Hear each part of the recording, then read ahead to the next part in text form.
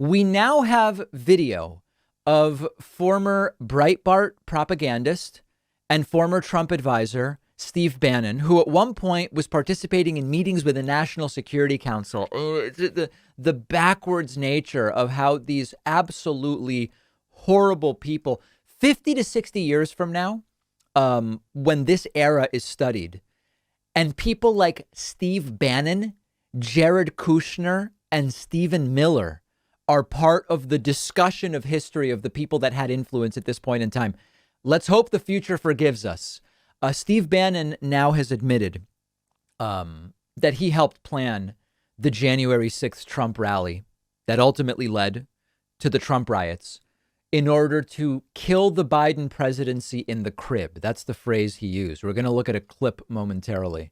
Trump White House chief strategist Steve Bannon has said he spoke with Trump ahead of his rally on 6 January, discussing how to, quote, kill the Biden presidency in the crib, shortly before a pro-Trump mob laid siege to the Capitol to stop the certification of President Joe Biden's election victory. During a broadcast on Real America's Voice, Mr. Bannon played a clip from MSNBC of Washington Post reporters Robert Costa and Robert Woodward speaking about the events that led up to the Capitol riot. Let's pick this up at exactly that point in the broadcast. Who's he talking to that night? Steve Bannon on the phone. He's telling Steve Bannon over at the Willard Hotel, we need to kill the Biden presidency in the crib. That was the phrase based on our reporting in that conversation. Yeah, because of his legitimacy. Let's look at the Economist poll. The Economist, not the War Room, not Revolver, the Economist. 42% of the American people, 42% of the American people think that Biden did not win the presidency legitimately. It killed itself. That's why this debt ceiling fight, the CR fight, so important. That's why getting and exposing to the world the Mogadishu situation in Del Rio, Texas, particularly for all the hardworking Hispanic, blue-collar Hispanics in this country, American citizens. Let me talk about that briefly. That's actually, we could do a half hour just on that. The hardworking, working class, blue collar Hispanic American citizens.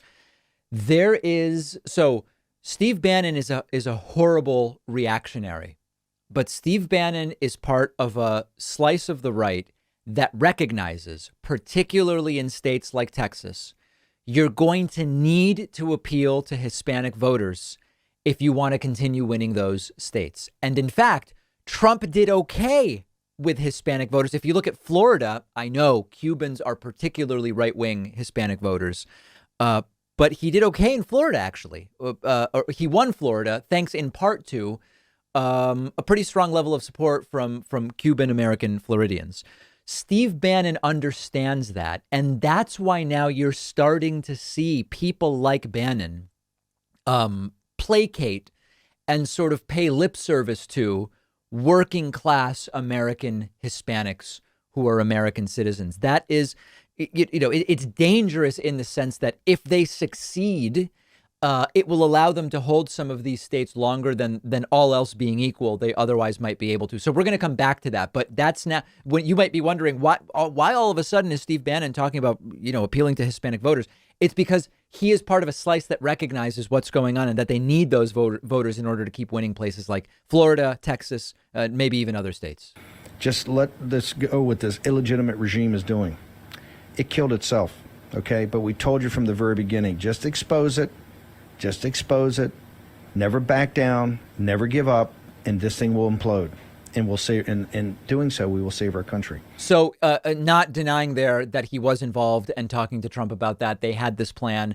He is basically saying here the plan was justified. The plan was justified because a lot of Americans never believed or don't believe or still don't believe or were convinced that Joe Biden didn't actually win the election. The whole point here was to expose this and to expose it early and to expose it from day one. So that is Steve Bannon not denying that, saying, yeah, we were justified in organizing that rally, the rally which eventually led, of course, to the riots. And by the way, consider the double standard, right? There's the double standard of we absolutely had to plan that rally because Joe Biden either stole the election or was already setting us up for a disaster or whatever. And at the same time, the rioters were really Antifa. They weren't really Trumpists. But we planned the rally, but the rioters were fake, and we were justified in one, but we had absolutely nothing to do with the other. Come on, guys. Come on. Last thing. Kill it in the crib is weird phraseology for a supposedly anti-abortion group of people. There's something a little bit odd about that phrase, but maybe we won't get into that right now. We'll have more coverage and clips from this very strange Steve Bannon show on our Instagram, which you can find at David Pakman Show on Instagram. One of our sponsors is Aura. Think about all of your online accounts, finances, your devices. How are you protecting them? Hacking, data breaches, identity theft. These are bigger issues now than they've ever been before. Aura is a new type of security service. It protects your online data, your internet connection, your devices with one subscription. You'll be alerted to fraud and threats quickly, like if your online accounts or passwords were leaked, or if someone tried to open a bank account in your name. With an easy online dashboard and alert sent straight to your phone, Aura keeps you in control and guides you through solving any issues. All plans come with a $1 million identity theft insurance to help recover stolen funds. So if you want to secure your online presence from hackers and scammers, check out Aura. You'll get 40% off all plans when you go to aura.com/Pakman. The link is right underneath this video.